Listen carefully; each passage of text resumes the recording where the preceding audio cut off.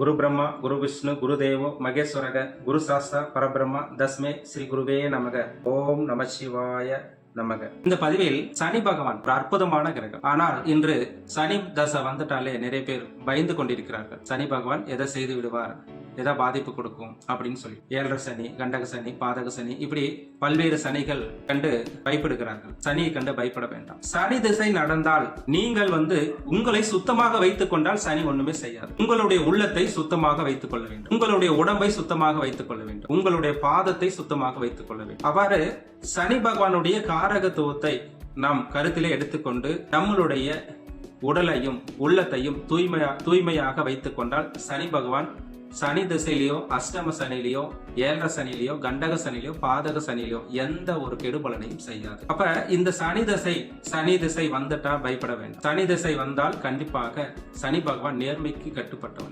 கட்டுப்பட்டவன், உண்மையாக இருக்கணும், ஏமாற்றக்கூடாது. இயற்கைக்கு புறம்பாக எந்த ஒரு விஷயம் செய்தாலும் சனி பகவான் தவறுதலான பலனை கொடுக்கும். நேர்மையாக இருக்க வேண்டும். இப்போ ஒருத்தருக்கு பாதக சனி நடக்குது என்றால் கண்டிப்பாக பாத யாத்திரை அடிக்கடி போக வேண்டும்.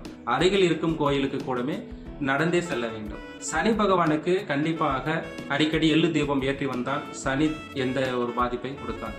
வீட்டை சுத்தமாக வைத்துக் கொள்ள வேண்டும், கிச்சனை சுத்தமாக வைத்துக் கொள்ள வேண்டும், பாத்ரூமை சுத்தமாக வைத்துக் கொள்ள வேண்டும். வீட்டை அடிக்கடி துடைத்து சுத்தமாக வைத்துக் கொண்டால் சனி பகவான் எந்த ஒரு பாதிப்பையும் செய்ய மாட்டார்.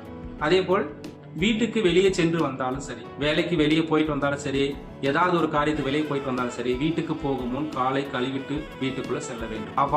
அவ்வாறு சென்றால் நமக்கு எந்த ஒரு சனி பகவான் கெடுபலனை செய்ய மாட்டோம். இரவு நேரங்களில் நாம் பயன்படுத்தக்கூடிய, அதாவது உணவு அருந்துவிட்டு நம்ம சாப்பிட்ட அந்த பிளேட்டை இரவு நேரங்களில் சுத்தப்படுத்தி எல்லாமே கழுவி வைத்து விட வேண்டும். கழுவாமல் வைத்திருந்தால் கண்டிப்பாக நமக்கு கெடுபலனை தரும். பொதுவா சனி பகவானுக்கு நாம் சனி பகவான் எந்த ஒரு கெடுபலனையும் செய்யக்கூடாது என்றால் ஊனமுற்றோர்களுக்கு உதவி செய்ய வேண்டும், வயதானவர்களுக்கு உதவி செய்ய வேண்டும், கடைநிலை ஊழியர்களுக்கு நாம் உதவி செய்ய வேண்டும், துப்புரவு பணியாளர்களுக்கு உதவி செய்ய வேண்டும், தாய் தந்தை இல்லாத பிள்ளைகளுக்கு உதவி செய்ய வேண்டும். அவ்வாறு சின்ன சின்ன தர்மங்கள், தான தர்மங்கள் மூலியமாக இந்த சனி பகவான் நம்மளை எதையுமே செய்ய மாட்டார்.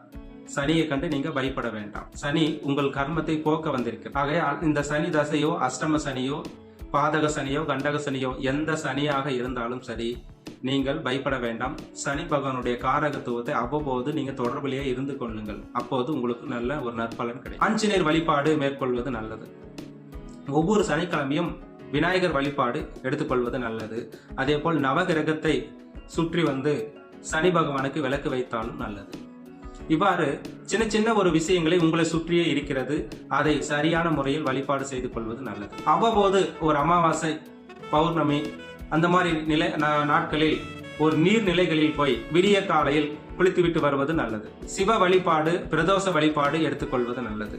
ஆகையால் சனி திசையோ அஷ்டம சனியோ பாதக சனியோ ஜென்ம சனியோ எந்த சனியாக இருந்தாலும் சரி, திருப்பதி பழனி என்று வந்தால் கண்டிப்பாக உங்களுக்கு அந்த சனியினுடைய பாதிப்பு விலகி. அனைவருமே சனி பகவானை கண்டு பயப்பட வேண்டாம். சனியினுடைய காரகத்துவத்தை நீங்கள் பயன்படுத்துங்கள்.